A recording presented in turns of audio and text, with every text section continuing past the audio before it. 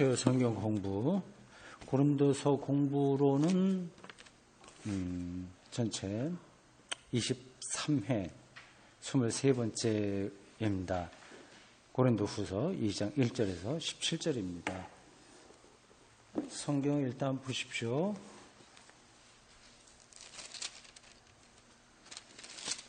1절에서 17절까지 있습니다. 길지 않죠? 고린도후서는 전반적으로 좀 짧습니다. 분류를 좀 그렇게 짧게 했네요. 장으로 나눴다고 해서 이게 정확한 건 아닙니다. 원래 성경이 장이 없어서요. 그냥 쭉 이어져 있었던 거를 누가, 제가 이름은 잊어버렸고요. 누가 했을 텐데, 학자가 했을 텐데, 아니면 어떤 종교회에서 결정했든지, 이렇게 장절을 구분한 겁니다. 이게 정확하게 된 데도 있고, 잘 안 된 데도 있어요. 2장 1절부터 17절까지입니다. 여러분들, 제가 누누이 말씀드렸습니다만은, 이거는 바울이 혼자서 기독교 신앙의 깊은 영적인 세계에 들어가 잘 깨달은 바를 잘 설명한 거는 아닙니다. 그거는 전제되는 거고, 이 사람은 늘 기독교 복음의 그 안에서 살았기 때문에 그건 전제되는 거고, 굉장히 복잡한 상태에서 지금 이 글을 쓴 겁니다. 굉장히 어려운 상태. 사람들끼리 서로 뭐 좋아하고 싫어하고 말 듣고 안 듣고 뭐 배신하고 뭐 이런저런 완전히 이전 투구처럼 벌어지는 그 현장. 이상하죠. 그 바울과 같은 카리스마가 있는 데라고 한다면 교회가 늘 평안할 줄로 생각하는 거 아니겠습니까? 근데 그렇게 아니었어요. 그렇지 않았습니다. 복잡한 문제가 많았습니다. 알력들도 있었고요. 신앙에 대한 차이도 있었고, 뭐 신앙의 본질만이 아니라 인간적인 갈등 이런 것들도 당연히 있죠. 그래서 굉장히 복잡한 상태에서 그러나 초심을 잃지 않고 바울은 어떤 가르침을 여기서 주고 있습니다. 그 당시 고린도 교회와 이 바울의 관계를 머릿속으로 좀 약간 상상하면서 이 본문을 읽어보겠습니다. 1절부터 17절까지 마지막 절은 같이 읽고 나머지는 교독하겠습니다. 내가 다시는 너희에게 근심 중에 나아가지 아니하기로 스스로 결심하였노니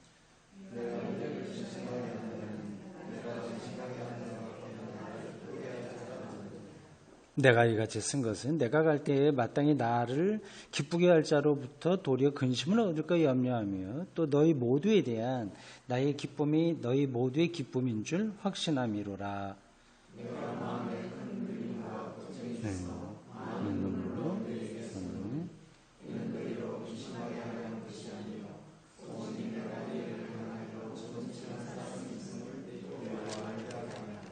근심하게 한 자가 있었을지라도 나를 근심하게 한 것이 아니요. 어느 정도? 너희 모두를 근심하게 한 것이니 정말 근심한 거예요. 어느 정도라 하면 내가 너무 지나치게 말하지 아니하려 함이라.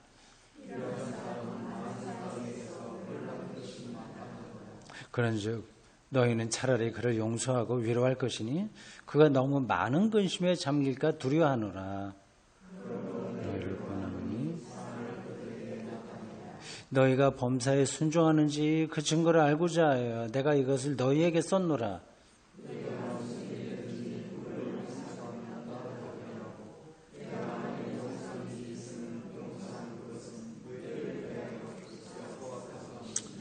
이는 우리로 사탄에게 속지 않게 하려 함이라. 우리는 그 계책을 알지 못하는 바가 아니로라.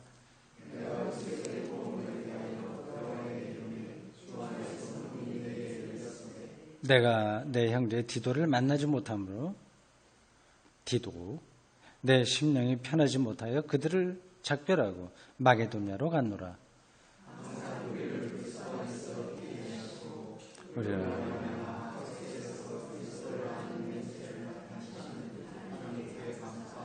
우리는 구원받는 자들에게나 망하는 자들에게나 하나님 앞에서 그리스도의 향기니 사망으로부터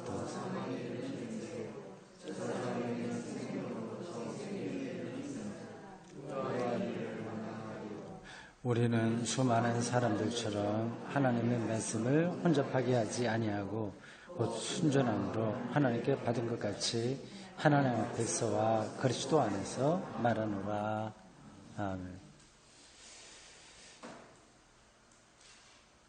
지금 우리가 이 바울이 초기 기독교의 최고 신학자고 영성가고 성서 집필자고 선교사라고 인정을 하지만 그 당시에는 그렇지 못했습니다. 그리고 고린도 교회 안에서도 이 바울을 배척하는 사람들이 제법 있었고요.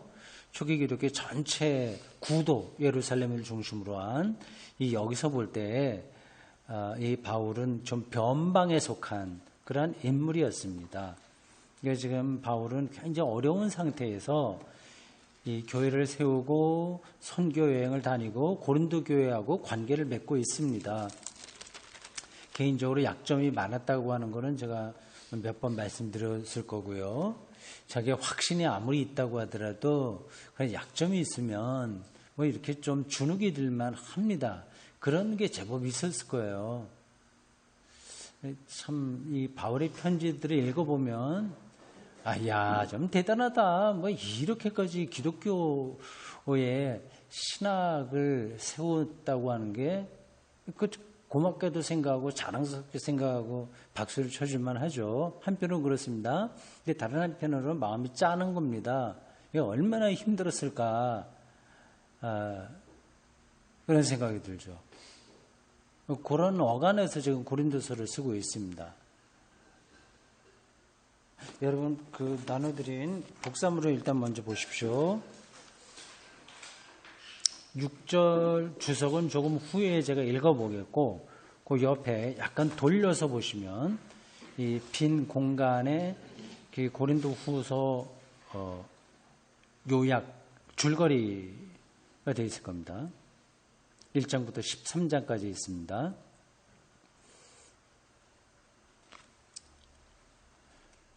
1장 1절부터 2장 13절까지 오늘 우리는 17절까지 보는데 2장 13절까지가 이게 한 단락입니다. 중간에 끊겨요. 이게 내용이 좀 다른 거죠. 갑자기 달라지는 겁니다. 1장 1절부터 2장 13절까지가 편지 서두와 회고라고 하는 건 지난 날을 되돌아보는 거예요. 내가 너희 고린도 교회 방문했다가 그때는 정말 실망 많이 했다. 그리고 디도를 보냈는데 어떤 편지를 내가 어떻게 받고 기다리다가 못해갖고 마게도니아로 갔다. 등등 그러한 지난 일들을 회고합니다. 그게 1장 1절부터 2장 13절까지 있습니다. 두 번째 단락은 2장 14절부터 7장 4절까지 제법 길죠. 여기에는 이건 좀 전체 맥락에서 이렇게 조금 어울리지 않는 갑자기 이렇게 들어가 있는 그런 내용입니다. 사도의 직무 이렇게 되어 있습니다. 사도로서 자기가 어떤 일을 해야 마땅한가 등등을 썼습니다. 세 번째 단락은 7장 5절에서 16절까지입니다. 요게 이제 2장 13절부터 이어지는 거예요. 그러니까 2장 14절부터 7장 4절까지를 빼고 2장 13절에서 7장 5절로 넘어가는 게 흐름상으로 볼 때 맞습니다. 한번 확인해 보시겠어요? 이게 왜 그러냐, 왜 그걸 어떻게 아냐 이렇게 생각할 텐데 여러분들 성경을 보십시오. 고린도 후서 2장 13절 한번 보십시오. 이렇게 되어 있습니다. 내가 내 형제 디도를 만나지 못함으로 기다렸어요. 디도를요. 디도가 이제 고린도 교회에 가서 어떤 소식을 이제 가져올 거라고 이제 기대했는데 만나지 못했어요. 그래서 내 심령이 편하지 못해. 심령이 편하지 못하다. 굉장히 지금 안절부절하고 있는 겁니다. 바울이요. 빨리 문제가 해결된 거를 디도한테 듣고 싶었어요, 소식을. 근데 그 소식이 안 오니까 심령이 편하지 못해서 그들을 작별하고 거기 들어와 있었던 사람들하고 가지고 전도도 하고 해야 되는데 손에 안 잡히는 겁니다. 이 일을 해야 될 게. 그래서 작별하고 마게도냐로 갔다. 그러니까 고린도 쪽에 좀 가까이 간 거예요. 네. 빨리 좀 디도를 만나려고. 마게도냐로 갔노라 이렇게 돼 있죠. 그 다음에 14절부터는 다른 이야기입니다. 이게 사도의 직무에 대해서 쭉 나오고요. 7장 5절로 가보십시오. 7장 4절까지가 사도의 직무 이런 걸 쓴 거고 5절로 가면 이렇게 되어 있습니다. 우리가 마게도냐에 이르렀을 때에도 우리가 우리 육체가 편하지 못하였고 사방으로 환난을 당하여 밖으로는 다툼이 안으로는 내후외환이죠. 그러니까 죽을 지경입니다. 바울이 이 상태가 마게도냐에 갔을 때가 앞에서 말한 그 2장 13절에서 마게도냐로 갔다 그랬죠. 그 이야기가 6장 5절 요 마게도냐하고 연결되는 겁니다. 그러니까 중간에는 다른 얘기가 들어간 거예요. 그래서 학자들에 따라서 그 다른 이야기 2장 14절에서 7장 4절까지를 고린도 후서가 아니라 고린도 전서와 후서 사이에 있었던 어떤 편지가 이 안에 들어온 거다 그렇게 보고 있습니다. 그게 옳을 겁니다. 이 전체 흐름상으로 볼 때 약간 좀 맞지 않거든요. 이거를 편집한 사람이 이제 바울의 편지라고 하는 건 확실하니까 이 안에 넣는 것이 그런 대로 괜찮겠다 싶어서 넣은 것 같습니다. 8장에서 9장은 예루살렘 교회를 위한 모금 운동입니다. 그거는 고린도 전서에도 몇 번 언급된 거죠. 근데 바울은 예루살렘 교회에 좀 잘 보여야 될 필요가 있었습니다. 사실은요. 교회 일치라고 하는 점에서 예루살렘이 어려움을 겪었을 때 경제적으로 도움다고도 있지만 사실은 조금 다른 인간적으로 생각하면 예루살렘 교회 지도자들에게 인정을 받아야 됩니다. 그러면 이렇게 뭐 의연금, 연보 이런 것 이렇게 같이 하면 뭐 그런 도움이 되는 거죠. 8장에서 9장 예루살렘 교회를 위한 모금에 대한 이야기입니다. 그리고 10장에서 13장은 적대자들에 대한 논쟁에 이것도 사실은 약간 이상한 거죠.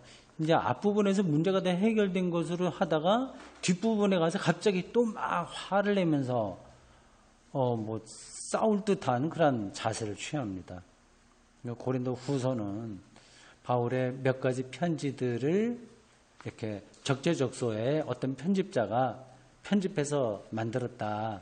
이 바울이 쓴 건 분명하지만 한 번에 쓴 건 아니고 몇 번에 나누어진 것들이 남아있다가 그것이 이제 고린도 후서에 들어왔다. 이렇게 보시면 되겠습니다.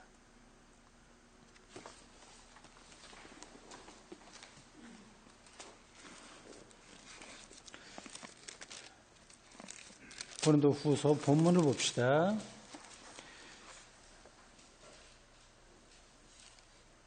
내가 다시는 너희에게 근심 중에 나아가지 않기로 결심했다. 그렇게 되어 있습니다. 이제 고린도 교회 안 가겠다 얘기죠. 가봐야 어려운 일만 생기니까 그 어려운 일은 근심 중에 나가지 아니한다고 그렇게 되어 있습니다. 그 근심거리가 있었던 거죠. 되게 근심은 어떤 걸까요? 뭐 돈이 없거나 이런 것도 근심이고 뭐 아프거나 그것도 근심이지만 가장 큰 근심거리는 서로 싸우는 겁니다. 싸우는 거. 교회 안에서 분쟁이 일어나는 거죠. 13장으로 한번 가보십시오. 그게 어느 정도인가. 바울이 웬만해서 이렇게까지 자기 근데 이런 일이 있으면 너희들 교회 안 간다 이렇게 할 정도면 좀 심각한 겁니다. 13장 보세요. 내가 이제 세 번째 너희에게 가리니 여기는 이제 문제가 좀 해결돼서 그러니까 앞부분하고 요 부분하고는 상황이 좀 달라진 겁니다. 앞에는 안 간다고 했고 지금 간다고 그랬어요. 세 번째 너에게 가리니 두세 증인의 입으로 말마다 확정하리라. 그러니까 따져본다는 얘기입니다. 증인이 그 당시에는 중요한 역할을 했습니다. 2절 보세요. 13장 2절. 내가 이미 말하였거니와 이건 아마 디도를 통해서 보낸 편지 같아요. 이미 말하였거니와 지금 떠나 있으나 두 번째 대면했을 때와 같이 두 번째 갔을 때 굉장히 어려웠습니다. 상황이. 때와 같이 전에 죄 지은 자들과 그 남은 모든 사람들에게 미리 말하노니 내가 다시 가면 용서하지 아니하리라. 그렇죠. 굉장히 과격하게 표현하죠. 네. 이런 편지 받으면 기분이 좀 좋지 않을 텐데 그거 감안하지 않고 바울이 가기만 하면 내가 그 잘못한 녀석들 내가 용서하지 않아. 따져서 내가 분명히 문제 삼을 거야. 이제 그런 이야기입니다. 도대체 이 바울이 비판하고 있는 사람들이 누굴까요? 이름이 나오진 않습니다. 우리가 추정할 수 있는 건 두 부류의 사람들이에요. 하나는 지나치게 부도덕하게 사는 사람들. 거기에 이제 근친상간 하는 사람들도 있었습니다. 고린도 교회에 그런 소문도 들었어요. 그리고 또 하나 부류는 예루살렘 교회하고 관계도 있고 이것저것 유랑하면서 들려서 설교하는 사람들, 유랑 설교자들 그들입니다. 그들은 바울이 전도한 그 교회에 와서 이 바울대로 따라서 신앙생활하면 안 된다 그렇게 반대 얘기를 했습니다. 그렇게 하면서 우리들은 예루살렘에 야고보하고 베드로가 우리를 보낸 사람이야. 그래서 추천장 이런 거 딱 들고 와서 굉장히 교만하기도 하고 모르겠어요. 그들 입장에서는 아마 그 유랑 설교자들, 추천장 가져온 사람들, 야고보나 예루살렘 중심교회에서 추천장을 가져온 사람들, 그럴듯한 거죠. 권위가 있는 사람들이죠. 그 사람들 입장에서 글을 썼다면 또 다를 거예요. 야, 저 바울이라고 하는 작자가 뭣도 모르고 말이지. 사도도 아닌 사람이 사도인 척하고 그렇게 좀 비판을 했겠죠. 어쨌든 지금 우리는 바울의 입장에서 이걸 보고 있어요. 이제 그 사람들이 주장하는 것은 예수만 믿는 것으로는 충분하지 않고, 말씀드렸죠? 토라, 할례, 최소한도 이런 것들은 지켜야 우리가 하나님의 백성이다. 그렇게 했습니다. 그런 걸 얘기한 거죠. 그게 작은 차이인 것 같습니다만 굉장히 중요한 거였어요. 바울은 이거를 타협하지 않고 싸웠습니다. 2장 1절에 말하고 있는 게 바로 그런 겁니다. 두 번째 갔을 때 대단히 실망했던 것 같습니다. 예루살렘에서 파송받은 유랑 설교자들에 의해서 고린도 교회가 부활내동하고 이 바울로서는 안심할 수 없다. 그런 분위기가 있었던 것으로 보입니다. 2절. 내가 너희를 근심하게 한다면 내가 근심하게 한 자밖에 나를 기쁘게 할 자가 누구냐. 번역이 좀 이렇게 세련되지 못해서 타고 와 닿지는 않습니다.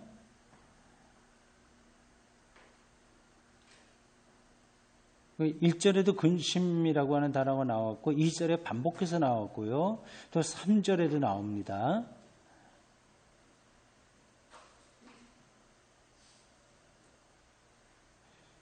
이게 내가 가게 되면 또 너희들하고 싸우게 될 텐데 그럼 너희들 근심하게 할 거 아니냐.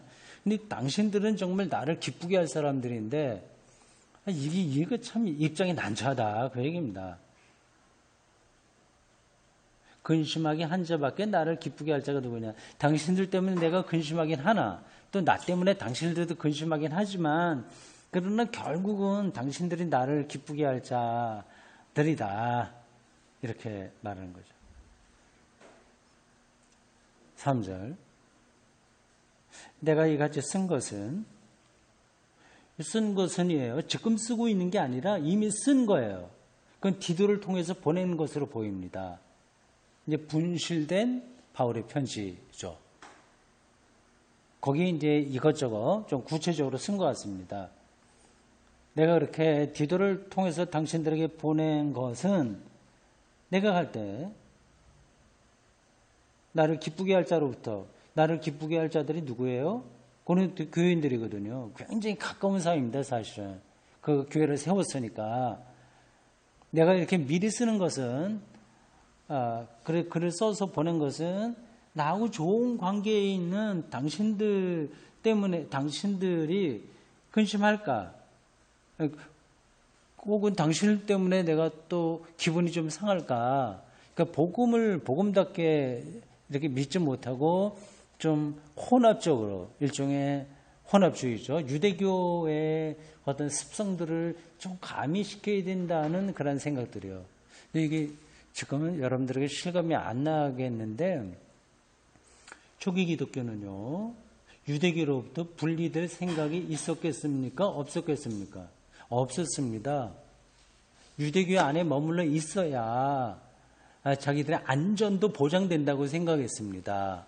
유대교가 강력한 집단이거든요. 그러니까 로마 체제 아래서 자기들이 안전하려면 유대교의 품 안에 있어야 됩니다. 이 현실적으로 놓고 볼 때도. 그것만이 아니라 예수님의 제자와 예수님의 동생 야고보는 다 유대인들이기 때문에 태어날 때부터 유대인들과 조상 대대로 그렇기 때문에 유대교로부터 당장 뛰쳐나오지는 않았습니다. 나올 수도 없었고요. 근데 이제 바울은 유대교의 흔적을 거의 다 이제 지우는 방식으로 새롭게 교회를 시작하니까 예루살렘 교회에 있는 사람들이 걱정하는 거죠. 그래서 사람을 파송해서 너무 그렇게 하지 마라. 너무 레디컬하다. 그러니까 우리가 아무리 좋다고 하더라도 현실도 감안해야 되지 않냐. 유대교의 관계를 우리가 좀 잘 뭐라고 해야 되나요? 불가원이라고 하는 한자가 맞는지 모르지만 너무 가까이 할 것도 없지만 너무 멀리 할 것도 아니다. 그런 입장을 예루살렘 교회 지도자들은 보였을 겁니다. 이제 그러한 말들이 고린도 교회에 있는 신자들에게 먹힌 거죠. 근심을 얻을까 염려한다. 아니, 또 이것 때문에 내가 복잡해질까 봐 걱정이다. 또 너희 모두에 대한 나의 기쁨이 너희 모두의 기쁨인 줄 확신한다.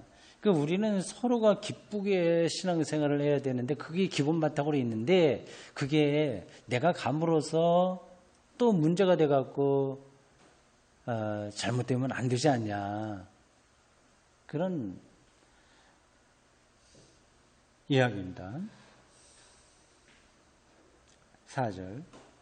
내가 마음에 큰 눌림과 걱정이 있어. 계속 반복되네요. 1장 앞부분에 보면은 위로라고 하는 단어가 많이 나오죠. 3절, 4절, 5절, 6절 계속 위로받는다는 얘기 나오다가 2장에서는 계속 근심과 걱정, 눌림 이런 겁니다. 눌림과 걱정이 있어 많은 눈물로 너에게 썼노니. 이게 생각하면 정말 답답하니까요. 근데 이렇게 디도를 통해서 너희들에게 그 간곡한 마음을 담아서 편지를 썼는데, 보냈는데, 당신들을 근심하게 하려고 하는 거 아니다. 오히려 내가 당신들을 많이 사랑한다. 그걸 알게 하려고 하는 거다. 그렇게 하고 있습니다. 1절부터 4절까지 그 지난 날을 회고하면서 바울의 간곡한 마음을 잘 표현하고 있습니다. 이러한 내용을 보면 아주 2000년 전이라고 생각이 안 돼요. 바로 지금 현실에서 일어나는, 어저께 누가 선교 사역을 하는데 어느 지역에서 어려움을 당해서 쓴 편지처럼 생생하게 전달됩니다. 네, 그렇죠? 네. 5절 근심하게 한 자가 있었을지라 근심하게 곧 고린도 교회를 혼란스럽게 만든 자들이 있었다고 하는 겁니다.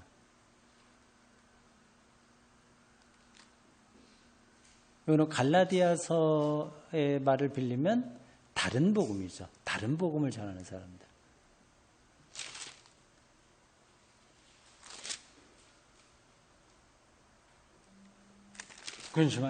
근심하게 하는 사람들, 문제를 일으키는 사람들이 있었습니다. 그래도 그게 나를 근심하게 한 것이 아니요. 어느 정도 너희 모두를 근심하게 한 거다. 나만 걱정하는 게 아니라 당신들도 같이 걱정된 거 아니냐. 그렇죠. 바울이 전한 순전한 복음, 예수를 믿음으로 구원받는다는 사실만이 아니라 유대교의 전통들을 부분적으로는 받아들여야 된다는 것으로 인해서 교회가 이제 혼란스러워지니까 우리 모두가 근심한 거다. 어느 정도라 하면 내가 너무 지나치게 말하지 아니합니다. 이게 실제로는 심각한 건데 그냥 어느 정도라고 내가 표현한 거는 내가 과격하게 표현하지 않으려고 한 거다. 그 뜻입니다. 그런 사람들이 있었어요. 근데 그 문제가 좀 풀린 것 같습니다. 그러니까 6절에 보면 이러한 사람은 많은 사람에게서 벌 받는 것이 마땅하도다. 그러니까 고린도 교회에서 이 문제를 일으킨 사람들이 이게 많은 사람들이라고 하는 거는 그 고린도 교회 주류 전체를 얘기합니다. 거기서 책망을 받은 것 같습니다. 결국 시간이 지나서요. 7절 그러나 너희는 차라리 그를 용서하고 이미 책망을 받았으니까 그냥 용서하고 위로하는 게 낫겠다. 너무 그 사람이 걱정을 해갖고 시험에 들려서 교회를 떠날 수도 있는데 뭐 그렇게까지는 하지 않는 게 낫지 않냐. 그런 이야기입니다. 6절에 대한 이 주석 학자 바르트의 설명을 좀 보겠습니다. 고린도 교회를 근심하게 한 사람에 대한 고린도 교회의 치리 문제, 그게 어떤 거냐 하는 거죠.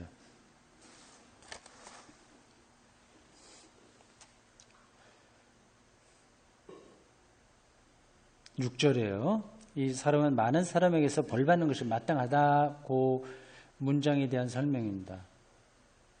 여러 가지 개연성들, 일어날 수 있는 일이에요. 개연성들을 종합해 볼 때 공격자는 누구를 공격하는 사람이에요? 고린도 교회를 공격하는 거죠. 신자들을 공격하는 거죠. 그건 내부일 수도 있고 외부일 수도 있는데 이 공격자는 외부 사람이었을 가능성이 크다. 그 예루살렘에서 파송은 유랑 설교자의 가능성은 가장 크죠. 그러나 이러한 결론은 종종 다음 규절과 일치하지 않는 것으로 생각되었다. 왜냐하면 교회 구성원일 경우에만 교회로부터 벌을 받았을 것이기 때문이다. 그렇지 않습니까? 교회 7이라고 할 때는 그 교회 교인에게만 해당되지 바깥에서 온 사람을 고린도 교회가 7이 할 수는 없잖아요. 그러니까 그게 서로 모순되는 거 아니냐 그런 얘기입니다. 그러나 이 규절에는 여러 가지 난점이 있으며 결론을 내리기 전에 그런 난점들을 반드시 고려해야 한다. 공격자에게는 질책이 가해졌다. 그리스어 본문에는 아무런 동사도 나와 있지 않다. 질책을 내리기로 결정되었다고 번역할 수도 있다. 질책, 영어로 reproof, 에피티미아, 헬라어입니다. 에피티미아라고 하는 말은 흔히 뭐 흠정, 개정, 뭐 여러 다른 성경 등등에는 뭐 처벌, 페널티 이런 걸로 되어 있는데 징계라고 번역되었다. 주로 징계, punishment, 징계받는다. 징계로 번역됐다. 그러나 이처럼 자주 징계라고 그 영어 번역을 또 우리말로 번역하니까 이게 중역이라서 뭐 우리로서는 조금 거리가 있긴 해요. 그러나 이처럼 자주 징계라고 번역하는 것이 옳은지는 문제다. 그리스어 성경에서 이 말 에피티미아는 단지 이곳과 지에서 3장 10절에만 나온다. 이 지에서는 구약에 속하는데 왜 이게 헬라어로 됐냐? 헬라어 번역 성경을 얘기하죠.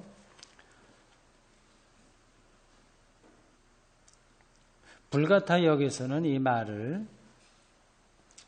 불가타역 뭐 번역이 많이 나오죠. 이제 벌게이트 역이라고도 부르고 뭐 발음에 따라 다른데 이 성경을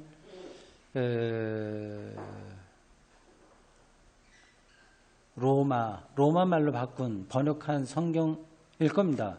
제가 그렇게 알고 있는데 혹시 만에 하나 틀릴 수도 있어요. 불가타역에서는 이 말을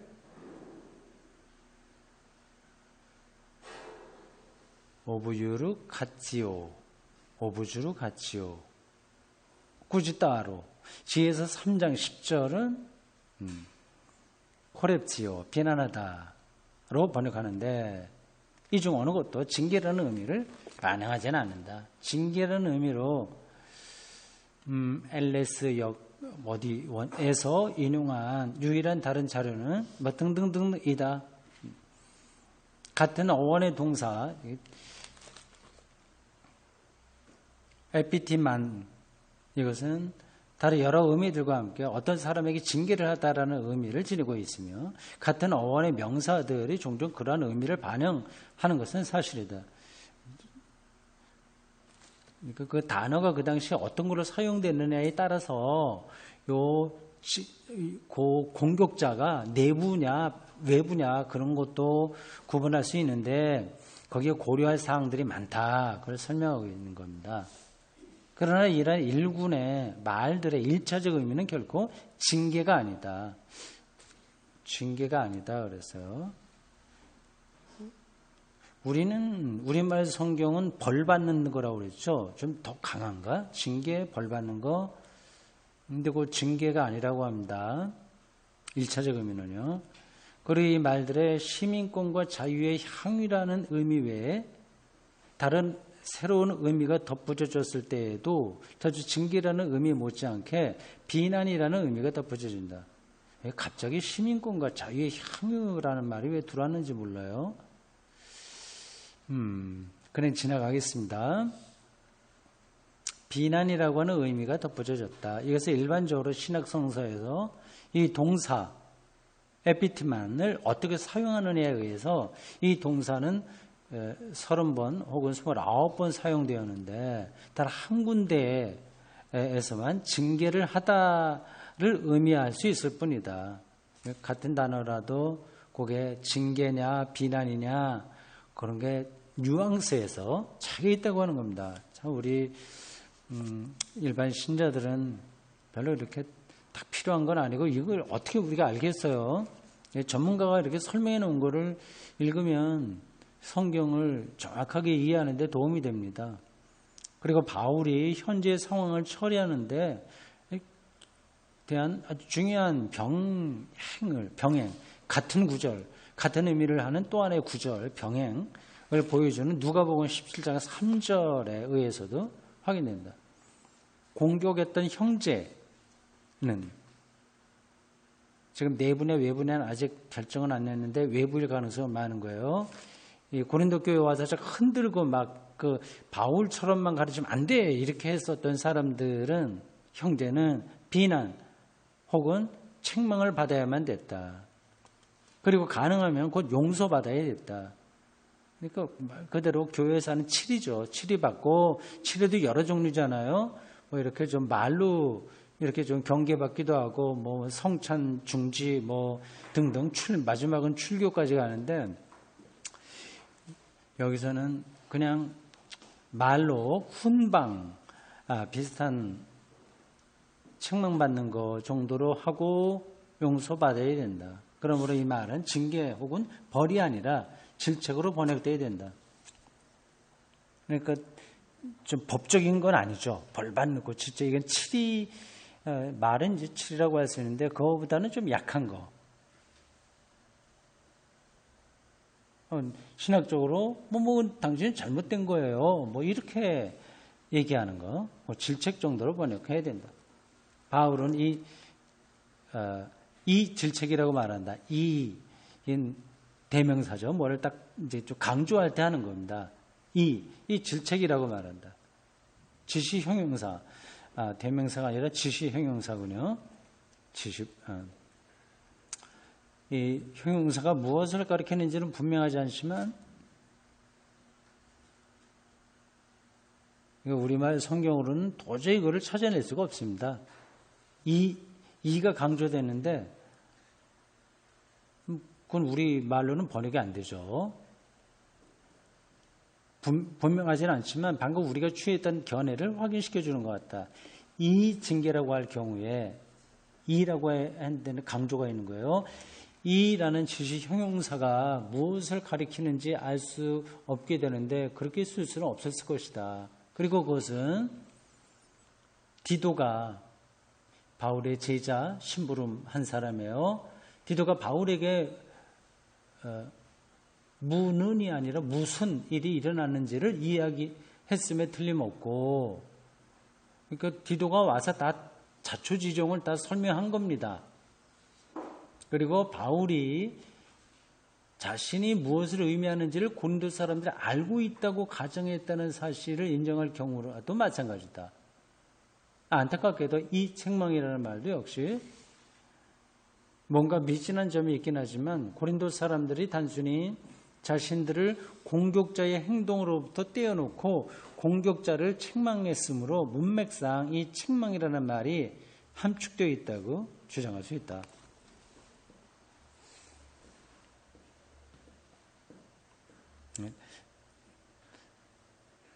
바울은 이 책망이 우리말로는 뭐 책망인지 질책인지 뭐 차이가 없어요. 그냥 대충 여러분들이 그렇게 연구하는구나 생각하시면 되겠습니다. 바울은 이 책망이 교회의 주류에 의해서 가해졌다고 덧붙여 말한다. 주류, 전반적인 사람이라고 하는 겁니다. 중심되는 사람들이에요. 6절에 나온 우리말 성경으로 보면 많은 사람들의 개사라고 그랬죠. 바로 그걸 얘기합니다. 주류. 그리스어, 그거예요. 많은 사람들, 주류예요. 휘포톤, 플레이오논을 달리 번역하면 대다수에 의해, 과반수 이상이죠. 대다수, 혹은 상당 수에 의해 라고 번역할 수 있을 것이다. 빈디시라고 하는 학자가 그렇게 번역하는데 그는 그 말에 선거를 위한 교회의 모임을 추론해낸다.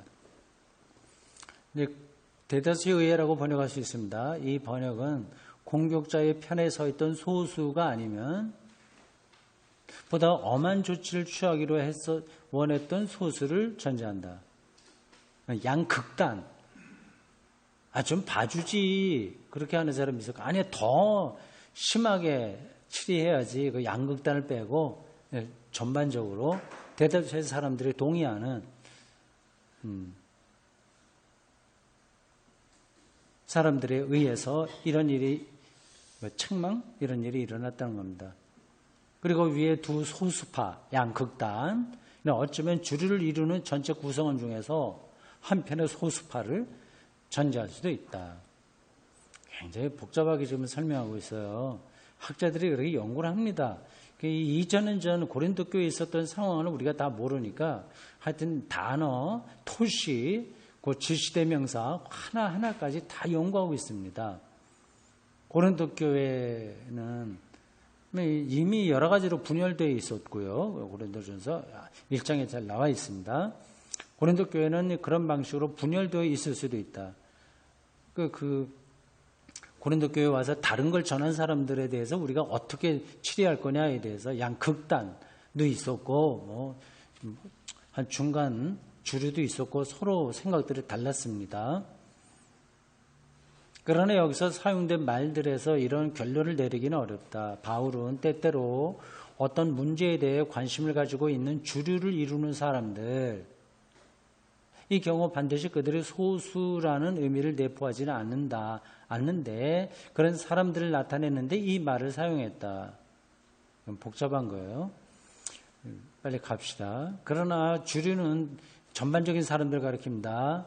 때때로 그들의 지도자들과는 구별되어 있다. 아, 그렇군요. 지도자 그룹이 있었고 전반적인 그 주류 메인스트림 흐름들이 있었고 그렇죠. 그건 어느 집단이 다 그렇습니다. 우리 교회도 사실은 그렇게 많이 나눠진 건 아니지만 그런 건 있을 수 있죠. 이 말 책망하다 그러죠. 플레이온. 이 말은 쿰난 문헌에서 공동체에 대해 다수라는 말을 사용한 것을 반영할지도 모른다. 아닌가? 플레이온은 다수. 내가 그러네요. 책망극이 아니라 다수라고 하는 용어입니다. 좀 몇 줄 내려와서요. 그러나 바울은 쿰난 종파로부터 이 용법을 빌리진 않았다.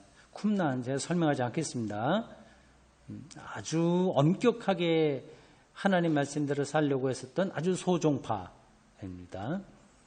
예수님 제자 중에서도 거기에 포함된 사람이 있다고 하고 세례 요한이 여기 출신 아니냐 그런 얘기도 있습니다. 그러니까 자기들끼리의 고유한 그 공동체 생활하는 사람들입니다. 완전히 떨어져 살았어요. 광야 같은 데서요. 이 말의 근원은 이미 구약 성서에서 또 발견된다. 바울과 쿰난 종파도 틀림없이 구약 성서로부터 이 용법을 빌려왔을 것이다. 그러므로 다음과 같이 결론을 내릴 수 있다. 즉 고린도 기독교인들의 주류가 비록 당장은 아니더라도 얼마 후에 교회를 위압하려고 했었던, 압력을 가하려고 했었던 자칭 지도자들에게 반대하여 바울의 편에 섰다고.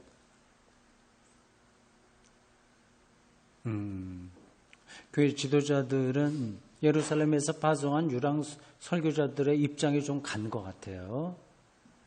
근데 나중에 디도를 통해서 받은 편지와 이렇게 바울의 설명을 들은 다음에 이제 주류가 많은 세력이 오히려 지도자들을 반대하는 입장에 섰다. 이렇게 추정할 수 있다고 하네요. 이와 같은 것이 아마도 지나치게 호의적이고 낙관적인 디도의 보고였다. 그러니까 디도가 돌아와서 바울에게 여차저차 사정을 얘기한 게 바로 그 내용인 거죠. 선생님, 고린도 교회 사정이 이렇습니다. 그래서 지도자들은 비록 그쪽으로 혼란하게 한 사람들의 영향을 받았으나 고린도 교회 전반적인 사람들은 선생님 말씀대로 따르고 있습니다. 그러니까 걱정하지 마십시오. 디도가 와서 그렇게 보고한 것 같아요. 이러한 결론은 전체가 아니라 대다수에 의해서 질책하는 것이 승인되었다는 견해와 결코 형식적으로 모순되지 않는다. 그러나 어디까지나 강조점은 다르다. 복잡하죠? 완전히 그 당시 이야기를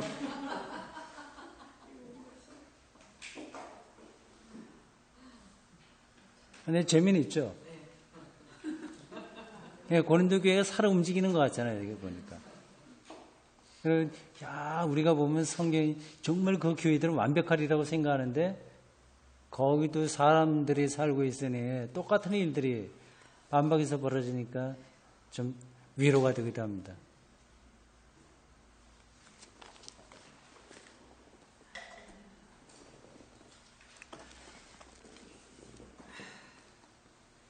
성경으로 돌아보실까요?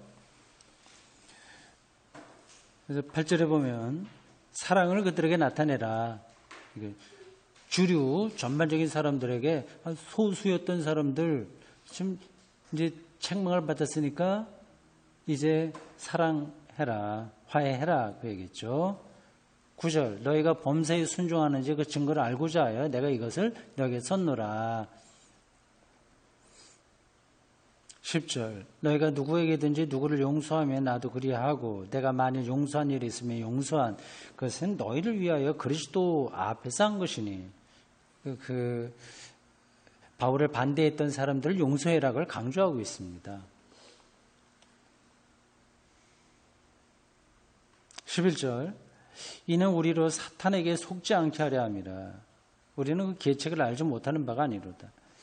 교회 안에서 벌어지는 분란, 이 혼란스러움, 이 의견이 다른 것은 가능한데 그것으로 인해서 적대감이 생기고 하는 것들은 다 사탄에게 속한 일들로 본 거예요. 그들은 아주 교묘한 방식으로 사탄, 악간의 힘이죠. 이렇게 서로 원망하게 하고 서로 분쟁하게 하고 원망과 분이 없을 수는 없어요. 그게 서로 의견이 다른 것이 서로 여과 과정을 통해서 일치로 가면 좋고 또 일치가 되지 않는다고 하더라도 다양성 속에서 일치 안에서의 다양성 그런 긴장을 누리는 건 좋은데 그걸로 해서 서로 배척하는 거 이렇게 가는 거는 사탄의 일이다. 그건 많은 얘기죠.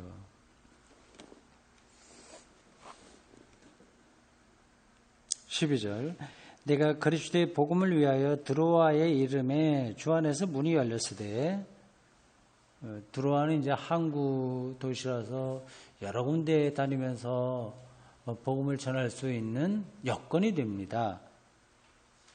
근데 13절 내가 내 형제 디도를 만나지 못함으로 기다리고 있었어요. 그런데 오질 않는 겁니다. 얼마나 애가 타겠습니까? 내 심령이 편하지 못하여 거기 가서 일행과 작별하고 마게도냐로 갔다. 앞에서 제가 한번 지적한 이야기입니다. 여기까지가 지난 일에 대한 회고예요. 돌아보았어요. 그리고 고린도후서 7장 5절로 건너뛰어야 돼요. 그 흐름으로 본다면. 그런데 이 고린도후서를 편집한 사람이 그 중간에 썼을 편지 중에 분실된 일부를 이제 2장 14절부터 어디까지요? 7장 4절까지 포함해 넣습니다. 여기서는 사도의 직무에 대한 이야기가 나옵니다. 14절 항상 우리를 그리스도 안에서 이기게 하시고 여기 요 표현이 그 직역을 하면 이기게 하시고 요거를 직역을 하면 우리를 그리스도 안에서 개선 행렬에 참가시키시고 이런 뜻이 많다고 합니다. 그러니까 개선 이것도 승리죠. 개선 행렬이니까 직역을 하면 그렇다고 하네요. 우리로 말미암아 각 처에서 그리스도를 아는 냄새를 나타내시는 하나님께 감사하노라. 그리스도를 아는 냄새, 향기, 눈에 보이지 않아요. 근데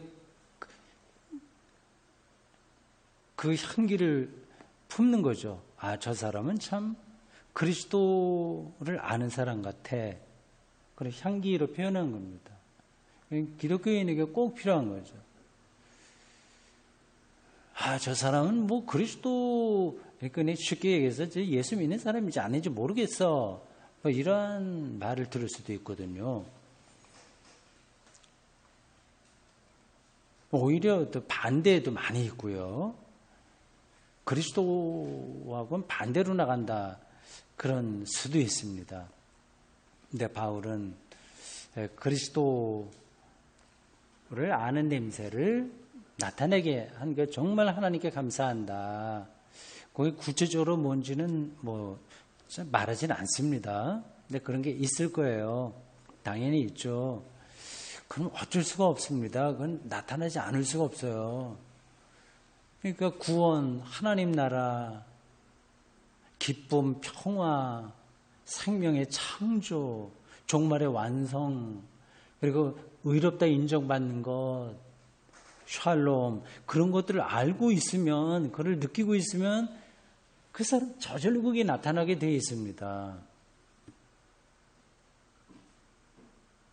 그러니까 더 참을 줄도 알고 또 화해할 수도 있고, 그러니까 자기를 막 드러내는 게 아니라 그리스도가 드러나야 저절로 그러게 되니까 그게 쉽지는 않습니다. 오랫동안 우리가 다른 방식의 삶이 몸에 굳어서 그리스도의 향기가 우리에게 나타난다는 것은 구도적으로 신앙생활을 하지 않으면 좀 쉽지 않죠.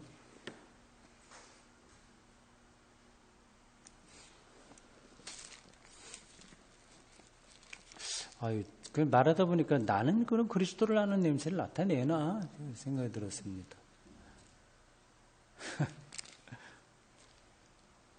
그 사람에 따라 다를 겁니다. 저에 대한 판단도. 집사람이 제일 정확하게 할 텐데 뭐라고 할지 모르겠어요. 막 그렇지 않다고 할 가능성이 많은데.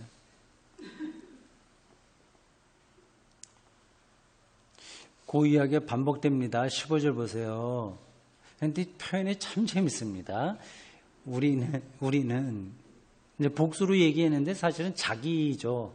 우리는 구원받는 사람들에게나 망하는 사람들에게나 하나님 앞에서 그리스도의 향기다. 구원받는 사람들에게는 구원의 향기, 망하는 자들에게는 망하는 향기라는 겁니다. 이제 역설적 표현이에요. 16절 보십시오. 연결돼요. 이 사람에게는, 망하는 자들이죠. 에게는 사망으로부터 사망에 이르는 냄새고, 이 냄새는 이 바울 일행에서 나는 냄새입니다. 그들 망할 사람들에게는 사망에 이르는 냄새고, 또 저 사람, 그러니까 구원받을 사람들에게는 생명으로부터 생명에 이르는 냄새다. 그런 일을 감당한다. 그러니까 어떤 사람들이 이 바울을 통해서 죽음의 냄새, 사망의 냄새도 맡고 생명의 냄새도 맡는다고 하는 겁니다. 무슨 뜻인지 아시겠죠? 이게 어떤 건지 말이죠. 먼저 생명의 냄새를 맡는 사람들은 저 바울을 보니 그의 말과 그의 행동, 그의 운명 그런 것들을 보니 저거 하나님 나라를 담지하고 있는 사람이야. 저렇게 나도 살아야지. 그리고 저 사람이 지금 지향하고 있는 세계가 나를 정말 살리는 거야. 그걸 안다는 겁니다. 그러니까 이 바울에게서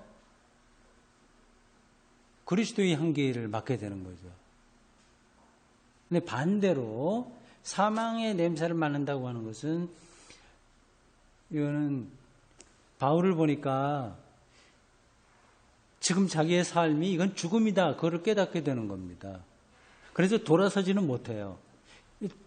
저 사람이 바울이라고 하는 사람이 지향하고 있는 것, 그리고 그가 알고 있는 것, 삶의 깊이, 그의 희망, 그런 것들이 자기에게는 도저히 불가능한 거니까 자기는 절망하는 거죠. 그런 점에서 사망이라고 하는 겁니다. 설명이 됐어요? 말이 되나?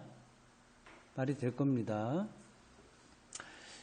이걸 어떻게 예를 들어야 되나? 앞에 있는 거는 딱 와닿는데 두 번째 게 잘 와닿지 않죠? 보세요.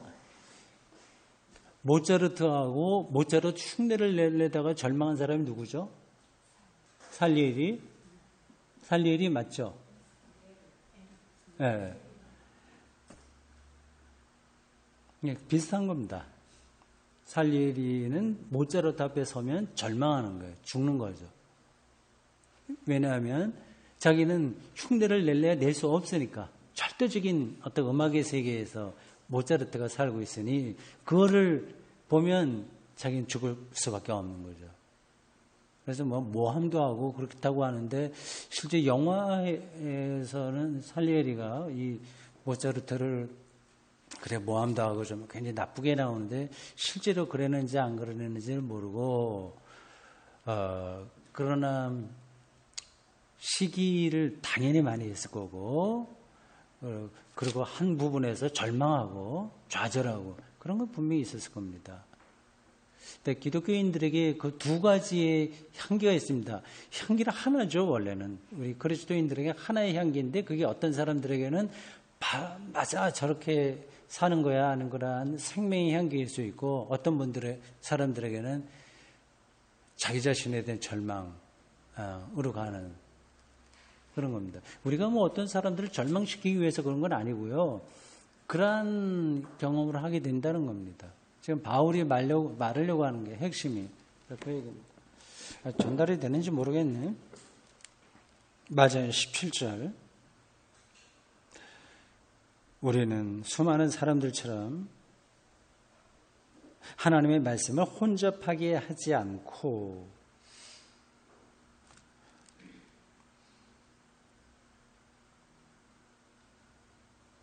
순전함으로 하나님께 받은 것 같이 하나님 앞에서와 그리스도 안에서 말하노라. 하나님의 말씀을 혼잡하게 한다. 이거는 불순물을 섞이게 하는 겁니다. 완전히 다른 잘못된 걸 얘기하는 게 아니라 하나님 말씀에다가 다른 걸 포함시키는 겁니다. 그 3장 1절 보십시오. 이어지는 데에 이렇게 얘기하죠. 우리가 다시 자천하기를 시작하겠느냐. 그러면 바울은 아닌데 자천한 사람들이 있는 거예요. 우리가 이런 사람이야. 이렇게 힘을 주는 거죠.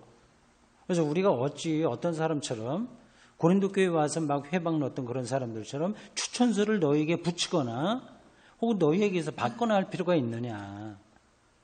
우리들은 그런 외적인 권위 이런 것에 호소하지 않고 하나님 말씀은 순전하게 전했다. 17절에 이제 그 얘기를 하려고 하는 거예요.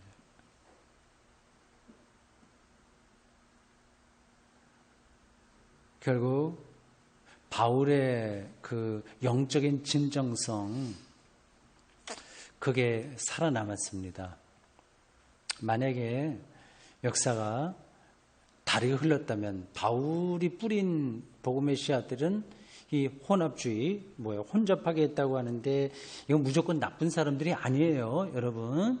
이 사람들도 예수 믿는 사람들이고 권위가 있는 사람들이고 다 괜찮은 사람들입니다. 다만 거기에 어떤 걸 덧붙이는 겁니다.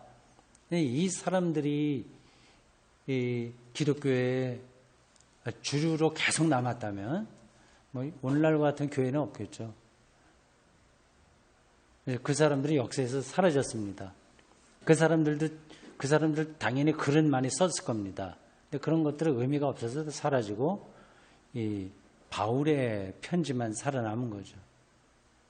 그래서 그게 기독교의 씨앗, 토양, 그 토대가 된 겁니다.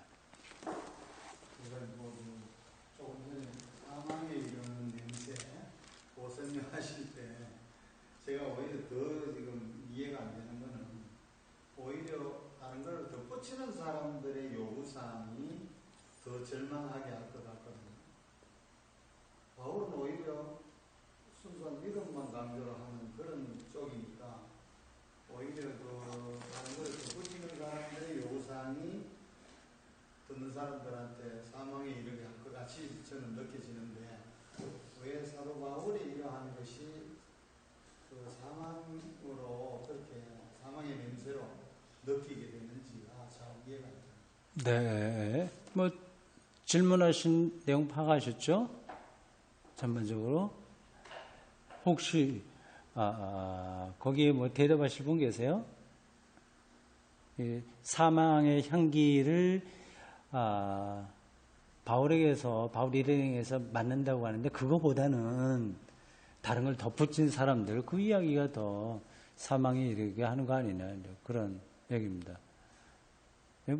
그것도 좀 말씀이 맞아요. 실질적으로 보면 이제 그게 사망에 이르게 하는 건데 지금 바울이 여기서 강조하는 것은 이 극악은 상관없이 이제 사도의 직무로서 자기들이 그리스도의 향기를 얼마나 진정성 있게 나타내느냐, 거기에 포커스가 있는 거예요. 그거는 지금 말씀하신 거는 좀 약간 다른 문제라고 볼 수 있습니다. 근데 틀린 말씀이 아니라 지금은 그리스도의 향기가 어떤 사람들에게는 생명의 향기로 이제 경험이 되고, 어떤 사람들에게는 그게 너무 절대적이니까 그것을 모르는 사람들에게는 이 사망의 향기로 경험된다. 그걸 강조하는 거죠. 그러니까 지금 말씀하신 건 이제 다른 거하고 이제 복합적으로 같이 연결해서 말씀하신 것이라서 그건 좀 따로 또 생각해야 되겠습니다.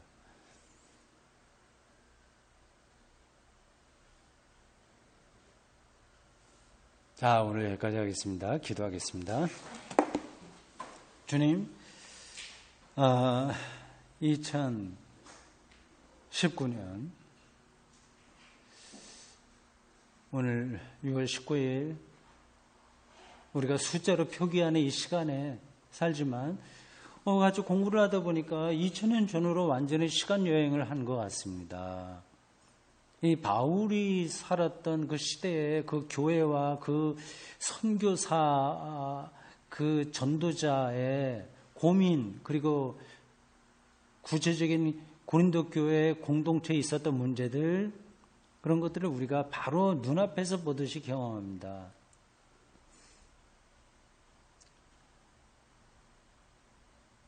오늘 우리도 깨어있는 영성으로 무엇이 복음의 근본인지, 무엇이 혼합된 것인지 잘 분간하고,